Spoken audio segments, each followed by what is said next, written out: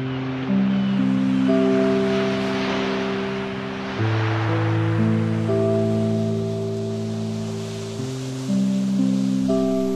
όμορφο και λαμπερό χαμόγελο προσδίδει γοητεία και ανεβάζει την ψυχολογία μας.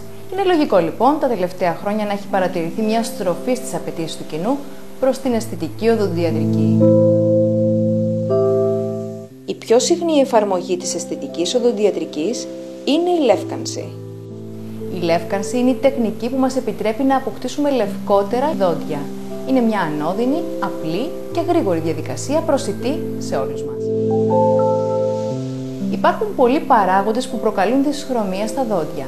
Η πιο συνηθισμένη είναι η κατανάλωση τροφών και ποτών με έντονες χρωστικές ουσίες όπως καφές, μαύρο τσάι, κόκκινο κρασί, το κάπνισμα και οι τυχόν τραυματισμοί των δοντιών. Είναι αυτονόητο ότι με την πάροδο της ηλικίας τα δόντια αποκτούν μια σκουρότερη απόχρωση.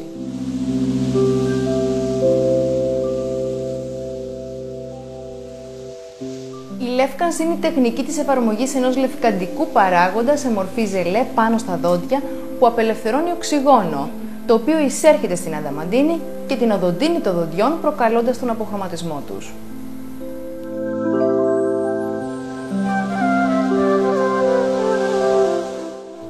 Υπάρχουν δύο τεχνικές λεύκανσης. Η πρώτη γίνεται στο οδοντιατρίο υπό την επίβλεψη του οδοντιάτρου και η δεύτερη στο σπίτι με ειδικούς προκατασκευασμένους νάρθηκες. Ο οδοντίατρος είναι εκείνος που θα μας προτείνει την καταλληλότερη για εμάς τεχνική ανάλογα με το είδος και την έκταση της δυσχρωμίας, την ποιότητα των δοντιών και τυχόν προϋπάρχουσα ευαισθησία.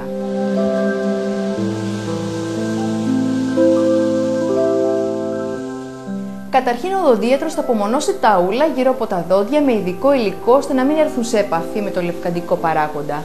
Στη συνέχεια τοποθετεί το λευκαντικό ζελέ πάνω στα δόντια και το αφήνει να ενεργήσει για περίπου 10 έως 30 λεπτά αναλόγως του συστήματος που έχει επιλεγεί.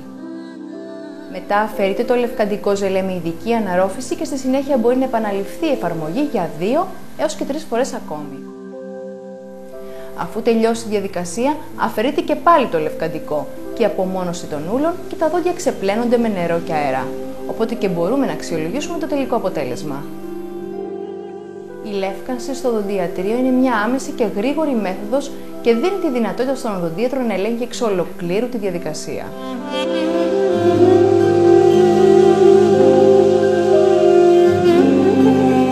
Σε μια πρώτη επίσκεψη, ο οδοντίατρος θα πάρει αποτυπώματα από την πάνω και την κάτω γνάθο, προκειμένου να κατασκευάσει τους ειδικούς νάρθηκες μασελάκια μέσα στους οποίους θα τοποθετηθεί το λευκαντικό ζελέ. Σε ένα δεύτερο ραντεβού, μας παραδίδει τους νάρθηκες μαζί με το λευκαντικό σύστημα που έχει επιλεγεί, ανάλογα με τις προσωπικές μας ιδιαιτερότητες, όπως είναι ο διαθέσιμος χρόνος, η ευχέρεια χρήσης, η ευαισθησία των δοντιών και η ένταση της δυσχρωμίας. Μας δίνει τις κατάλληλες οδηγίες για τη σωστή χρήση του και μας ενημερώνει για τα ραντεβού επανελέγχου. Τοποθετούμε την κατάλληλη ποσότητα υλικού στους νάρθηκες και τους φοράμε στο στόμα για το προτινόμενο χρόνο. Μετά το τέλος της θεραπείας τους αφαιρούμε και πλένουμε καλά τα δόντια και τους νάρθηκες πριν τους αποθηκεύσουμε μέχρι την επόμενη χρήση.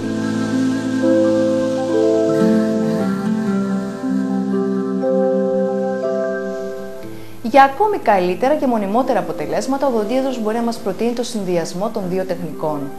Στην περίπτωση αυτή, ο χρόνος εφαρμογής στο σπίτι περιορίζεται σημαντικά, ενώ οι νάρθηκες που μας παραδίδονται μπορούν εύκολα να χρησιμοποιηθούν στις εφαρμογές που προτείνονται για τη συντήρηση του αποτελέσματος της λεύκανσης.